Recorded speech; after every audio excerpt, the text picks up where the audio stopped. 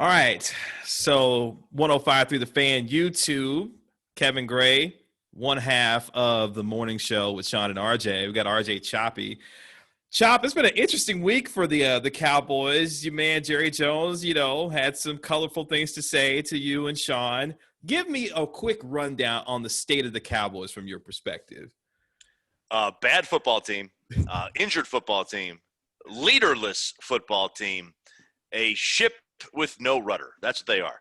I pray, I'm going to get on my knees and pray today and tomorrow and for the next several weeks that the Dak haters, okay, that the people who think Dak Prescott is a bus driver are realizing what fools they sound like.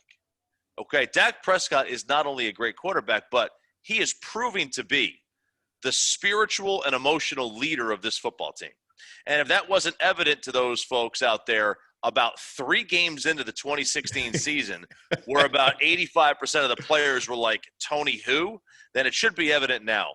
Because Dak Prescott is one of the – I am victim of hyperbole at times. I am not being hyperbolic on purpose here.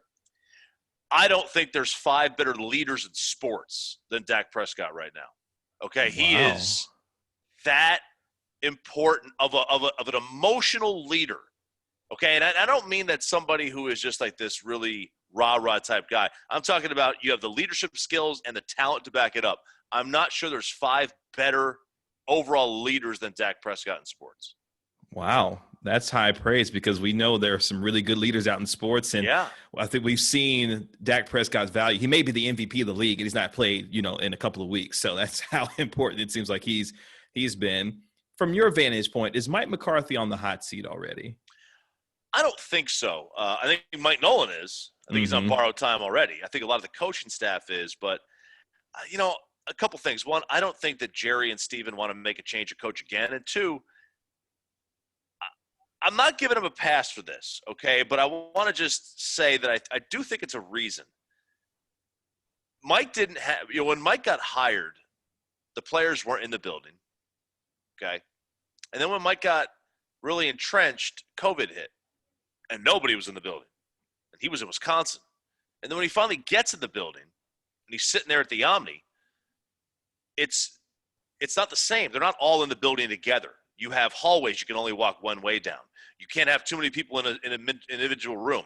Meetings are virtual. They're not hanging out in offices. He doesn't know these players' kids' names. He doesn't know their wives' or girlfriends' names. He doesn't know how many kids they have. He doesn't know if their parents are still around. He doesn't know which moms and dads are still in the picture. He doesn't know who their grandmother is. He doesn't know that grandpa just died. He doesn't know any of this stuff. We had him on the show week 2. We asked him about Tank.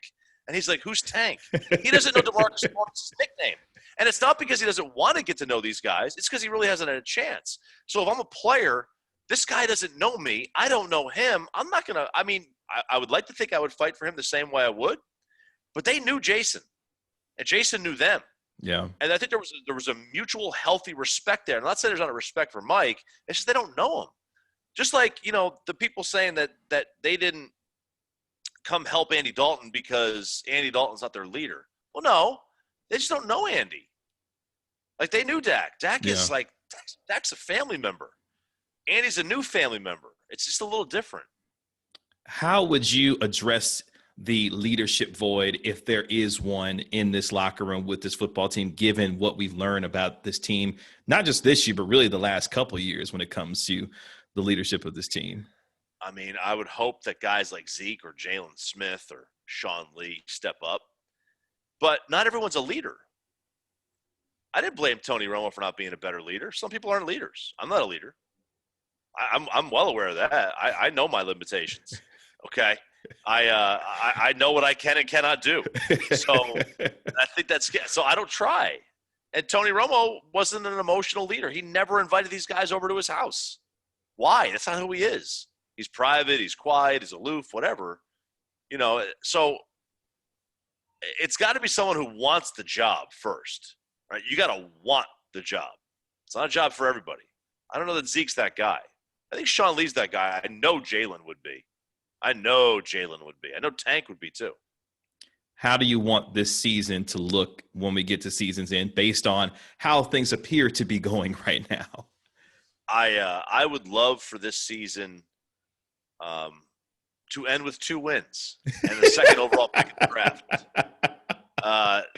You are bidding from a position of power when there's a quarterback on the board, right?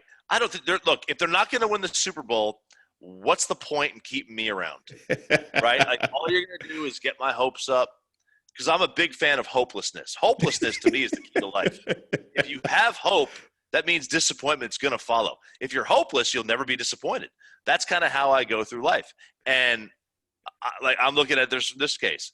If they have 2 wins and they get the second pick in the draft, Justin Fields is still going to be on the board, presuming Trevor Lawrence goes number 1.